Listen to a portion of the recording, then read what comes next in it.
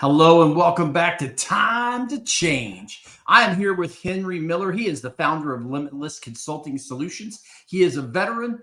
He is an outstanding dude, and I'm so thrilled to have him today as an HR expert because he's been in the field for so long. And we're going to talk about emerging trends in human resources today. Henry, thank you for joining the show. Great to have you back on here. We just recently did a live with you, and it is doing really well on our YouTube channels and a replay, and we had a good crowd come out. But I am so thrilled to have you here on our show. So thank you and welcome back. First question I have is, there's a lot of things that have been happening, especially in human resources when connected to the DEI space. So what do you see happening in the future, or what are the trends now with DEI programs and human resources? I think I thank you for having me on. So I just wanted to say that before I get started. But I really think when it comes to DEI programs and when it comes to HR, they really have to be joined at the hip. Right? Because your policies in your organization have to support that DEI effort, right? Because in some, you have a whole DEI department. They have a whole section of people that manage DEI in larger companies, right? But your policies in the company sort of have to go hand in hand with those, right? If they're not supportive of the true initiative, then it really doesn't do anything. It's just kind of like you're just going through the motions of saying you have a DEI program, which I think some companies do, right? I think some companies want to do the right thing, but it's just they sort of just put a program out there and think like if they talk about DEI that's it, and They just it check the really, boxes. yeah, they check the box, right? And I'm not trying to take away from anybody who's trying, but at the same time, it's like, well, if you're just checking the box, you're just checking the box. Right. And your employees can tell if you're just checking a box, because it's like we talk about DEI once a year. We have an hour where we talk about it, or we do some level of Yeah. a stand down or whatever, and we talk about it maybe in a town hall or two, but that's really the extent. And it's just so much deeper of a topic than that when you talk about diversity, equity, and inclusion, because it's not just about different people doing different things.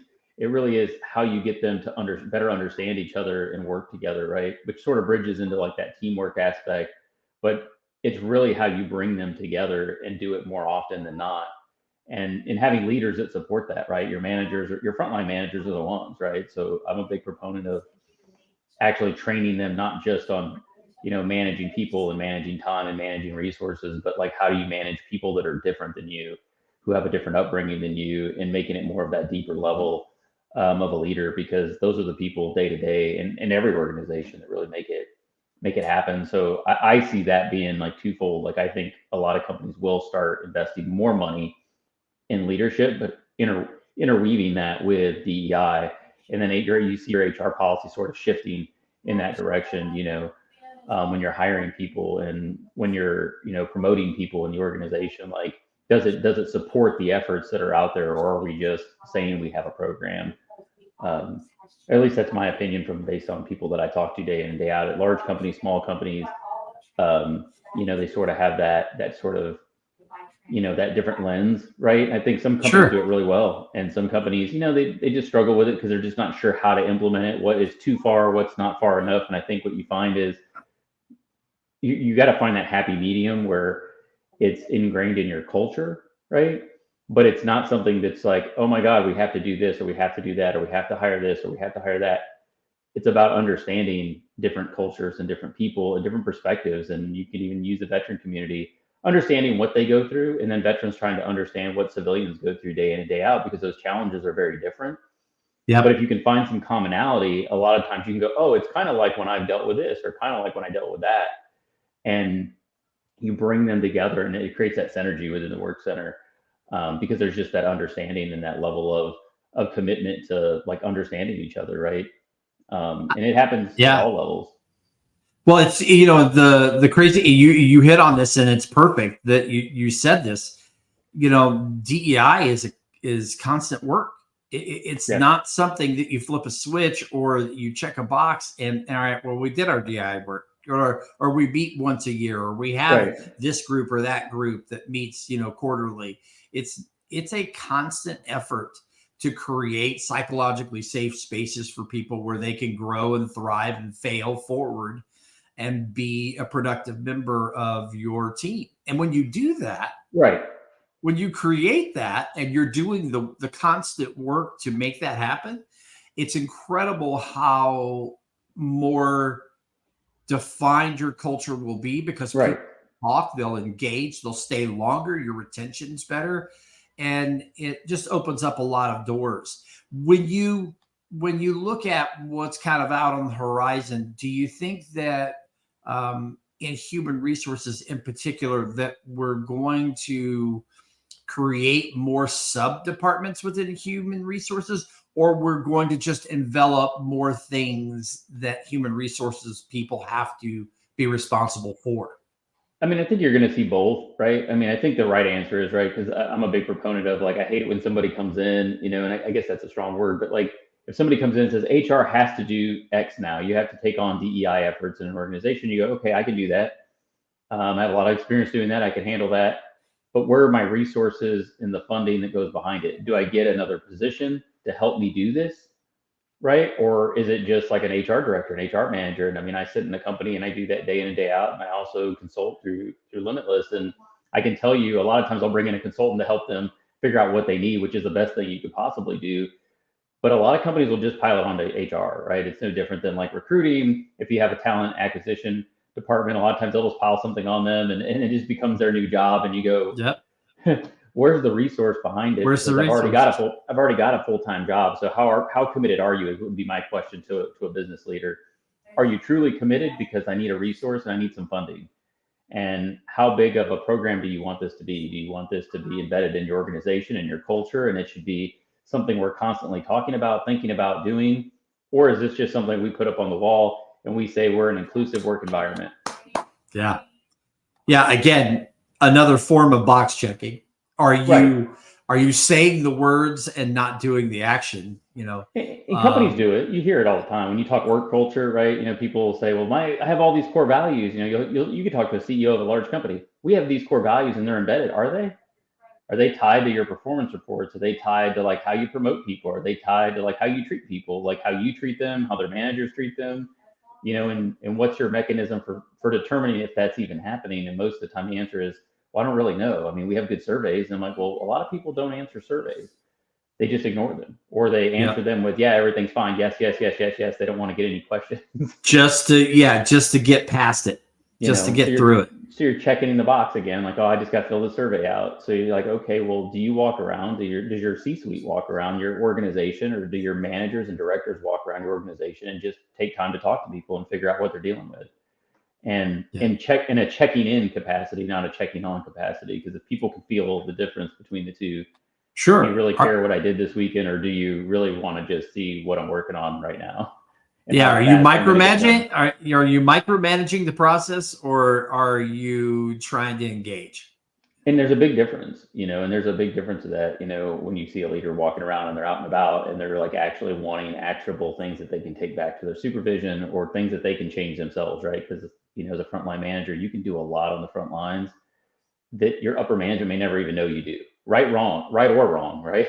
Yeah. So, you could also choose to be real positive and say, let's make this important, right? And you can do exercises and you can do, there's a lot of things. I like the Gallup Strength Finders to learn about people's strengths. And then what you'll find is like sometimes your upbringing determines like how strong you are at certain areas. And it kind of leads into other things. And it's just something that you would use to embed it in your organization. But yeah, I mean, to your point, I think the resources are super important. If you don't have them there, then you're not truly committed. It's a half-hearted effort. So everybody's talking about AI. There's AI conversations everywhere. Whether you're for tech, not for tech, it doesn't matter. It's here. It's not going anywhere. So how does the emergence of all of this tech and AI have an impact on human resources? It's funny is I just had this conversation. So I just had this conversation this weekend with somebody who's really important to me, and something that she said was really interesting, right? Because she teaches kids, and so she's a teacher. So just short version is, she goes, the problem isn't the tech, right? The problem isn't them knowing how to use AI. The problem isn't knowing how to use a VR headset and how to program a computer and like how to do those things, right? Because like I grew up with like using a computer that was like massive and like, you're clicking and those massive printers are like, so I'm dating myself when I do that. But like, it wasn't something that like my mom and dad would go play on your computer, or like you wouldn't just go run to go get on your computer or get on your PS5. It wasn't something that was just ingrained in you. It would be like, go outside and play, or go do this with your, sister, or like go have that, right? Yeah. And so we were having that conversation because she knows I embrace technology, because I do believe like if you embrace it, it makes you more efficient. I'd rather have workflows built to help me be able to do more, right? So if I can use AI, I can write a policy and then have AI look at the policy and check my grammar, or have it rewrite it and give me 5 different versions of what I wrote, because the heart is there because I wrote it. Then it's just a matter of like, does that line sound better? Does it read better? And then run that through your legal department and whatnot. But what our point was, our conversation was, she goes, but there's a difference between embracing tech and using tech to where kids don't have the social skills that they need to have in the world, because they go out into the world, and she goes, they can't make eye contact with you. She goes, I have children that can't look you in the eye when they talk to you. And when you were raised, what happened? And I'm like, well, yeah, you shake hands, you look at them in the eye, firm but not too firm of a handshake, and she goes, well, that's what, some of those skills are being lost because parents just allow total access to technology, and they don't make that extra effort, right? So in the workplace, if you relate it, it's technology is a great thing, right? I love tech. I've consulted in tech. I think it's awesome to see really cool things happen, but you have to make it a point to have those soft skills in your organization and teach those soft skills to, especially to managers, because they just use tech, or they get behind their laptop and just send you a message and you go, man, that was really rude of them.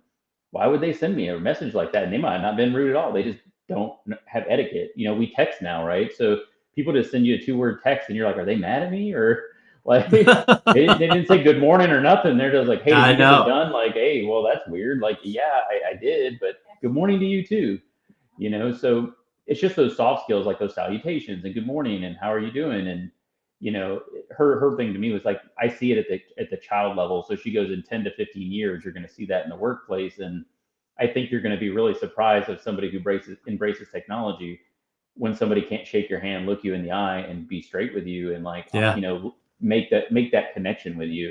They look down, or they just say, okay, whatever you want, or they kind of have more of a laissez-faire attitude towards things. And she goes, so you embrace it, but parents also have to like find that balance. And then in the workplace, it's the same way, right? You want it to make you efficient with workflows. You want it to make you efficient with spreadsheets. You want it to make you efficient with information and data aggregation. But at the heart of it, people are still doing these jobs day to day. So they have to have those skills. Customer service can be a lost art, right? You can see it a lot of places. Customer service is a lost art in some respects. Well, why is that? I don't blame technology, but I blame that sometimes we overuse it to do things, and we lose that touch and that sense of, people, just the social and emotional skills that you need to drive, to work and back every day, and deal with your boss when you're upset, or deal with your spouse when you're upset, or deal with your best friend when you're not. You gotta have social skills in the workplace. I think it's really important to remember that you have to train managers to have that, especially leaders in your organization, to have emotional skills, because those people are the ones that are impacting every worker in the organization. So if they lack those, because they're so heavily dependent on their email and workflows and SharePoint to tell them if a task is overdue, and project management software, there's a lot of great ones out there, but they rely on it to do all the talking, to do everything. To do everything, and I don't believe in long drawn out meetings by any means, but having those face-to-faces with your employees is important. Having a once a week, 1 hour powwow with your small staff, just to make sure you're still on the same page and that everybody's doing well, and you got a little bit of eyes on them, even if it's via video like this. I mean, you still make the time to do it, and it changes your organization when you do that, because you become intentional. We have been talking to Henry Miller about emerging trends in HR, and this is Time to Change.